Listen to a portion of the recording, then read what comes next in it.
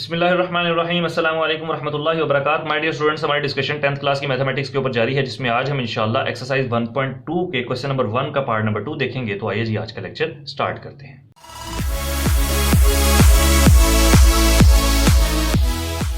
प्यारे बच्चों, मैं इंशाल्लाह इसके बाकी क्वेश्चन भी साथ साथ अपलोड कर रहा हूं, तो आपसे रिक्वेस्ट है कि आप इस एक्सरसाइज का पहला लेक्चर जरूर लें, क्योंकि उसमें मैंने क्वाड्रेटिक फार्मूला से रिलेटेड सारी बातें की हैं। अगर आपको वो समझ आ जाएंगी तो फिर आप सिर्फ वो वाला पार्ट देख लें, सिर्फ इंट्रो देख लें, और इंट्रो के बाद फिर आपको जो पार्ट देखना है, जो पार्ट समझना है, सिर्फ आप उस पार्ट पर मूव कर जाए। ठीक है जी। उसमें मैंने डिटेल में क्वाड्रेटिक फार्मूला के ऊपर डिस्कशन की हुई है। तो आइए जी स्टार्ट करते हैं। इसको हमने सॉल्व करना है 5x² + 8x + 1।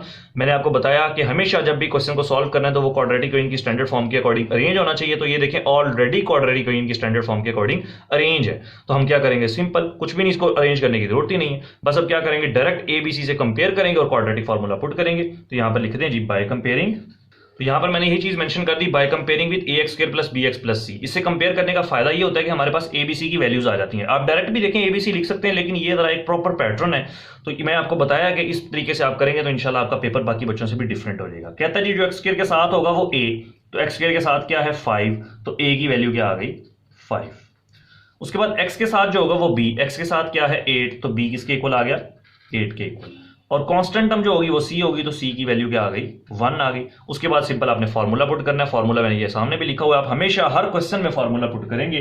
तो फार्मूला यहां पर क्या कहता है जी, यहां पर मैंने फार्मूला की हेडिंग दी, और फार्मूला क्या है, x = -b ± √b² - 4ac / 2a। ये मैं फार्मूला बोल के इस वजह से लिखता हूं ताकि आपको सुनते भी रहें, आप सुन के भी आपको याद हो जाए। जब आप 10 पार्ट में लिखेंगे ना, क्योंकि इसके 10 पार्ट हैं, तो इंशाल्लाह आपको याद हो जाएगा। अच्छा जी, आगे आ जाए। अब इसमें सिर्फ वैल्यूज को आपने पुट करना है। x = as it is, minus है तो minus as it is, b की जगह पर क्या आ जाएगा 8 ± √b² मतलब कि 8 का स्क्वायर -4। a किसके इक्वल है जी 5 के इक्वल, c किसके इक्वल है 1 के equal, divided by 2 as it is आ जाएगा, और a की जगह पे क्या पुट कर देंगे 5 पुट कर देंगे। -8 ± √8 का स्क्वायर करेंगे तो 64, -4 को 5 से मल्टीप्लाई करेंगे, और आगे जो आंसर आएगा उसको 1 से मल्टीप्लाई करेंगे तो आंसर आ जाएगा 20, क्योंकि 4 5 = 20, 21 = 20, तो ये आपका 20 आ गया। डिवाइडेड बाय 2 को 5 से मल्टीप्लाई करेंगे तो 10 आ जाएगा। -8 ± 64 में से 20 माइनस करेंगे तो प्यारे बच्चों आपका आंसर आ जाएगा 44, डिवाइडेड बाय 10। अब 44 को आप कैलकुलेटर पे डायरेक्ट सॉल्व करना चाहते हैं तो कैलकुलेटर पे डायरेक्ट सॉल्व कर लें। जब आप कैलकुलेटर पे सॉल्व करेंगे ना, तो 44 पुट करेंगे ना, तो आपका प्यारे बच्चों इसका आंसर आएगा 2√11।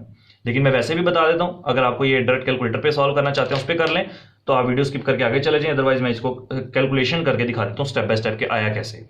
तो 44 को देखें, इसका अगर एलसीएम लेते हैं तो क्या आ जाएगा 2 2 4, 2 2 4, 2 1 2, 1 2, और पीछे रहेगा 11। ये देखें, ये आ रहा है 2 का स्क्वायर, तो √44 की जगह लिख देते हैं 2 का स्क्वायर और मल्टीप्लाई बाय 11। ये स्क्वायर रूट से कैंसिल होगा तो 2 स्क्वायर रूट से बाहर आ जाएगा, 2 रहेगा यहाँ पर और √11 आ गया। तो यही काम मैं यहाँ पर कर देता हूँ। तो x = जब आप -8 तो -8 एज इट इज आ जाएगा, x = -8 एज इट इज आ गया, प्लस माइनस √44 जब आप पुट करेंगे, जो मैंने अभी आपको सिंप्लीफाई भी करके दिखाया, तो आंसर आएगा 2√11 डिवाइडेड बाय 10। अब क्या करेंगे, इन दोनों में से देखें क्या कॉमन आ रहा है। 2 अगर मैं कॉमन ले लूं, ये देखें ना, इधर 8 है और इधर 2 है, अगर मैं इन दोनों में से 2 कॉमन ले लूं तो बाकी क्या रह जाएगा, 2 कितने सा 8 होता है, माइनस तो एज इट इज आ जाएगा, 2 को 4 से मल्टीप्लाई करें तो 2 4 सा 8, plus minus 7 as it is. ये 2 मैंने कॉमन ले लिया तो सिर्फ रह गया प्लस माइनस √11 डिवाइडेड बाय 10 आ गया। अब इनकी 2 की और 10 की आपस में कटिंग कर लेते हैं, तो क्या आ जाएगा, देखें 2 1 2 एंड 2 5 10। जब आपने इसकी कटिंग की तो प्यारे बच्चों x का आंसर आपके पास बच जाएगा -4 प्लस माइनस √11 डिवाइडेड बाय 5। ये मजीद आगे सिंप्लीफाई नहीं हो सकता, तो इसी को हम सॉल्यूशन सेट में पुट कर देंगे। सॉल्यूशन सेट हमारा क्या आ जाएगा, -4 प्लस माइनस √11 डिवाइडेड बाय 5। यहां पर प्यारे बच्चों आपका पार्ट नंबर 2 भी हुआ कंप्लीट। इंशाल्लाह ताला बाकी पार्ट में अपलोड करूंगा बहुत जल्द। तब तक के लिए इजाजत दीजिए, अपना बहुत सारा ख्याल रखिएगा। अस्सलाम वालेकुम रहमतुल्लाहि व बरकातहू।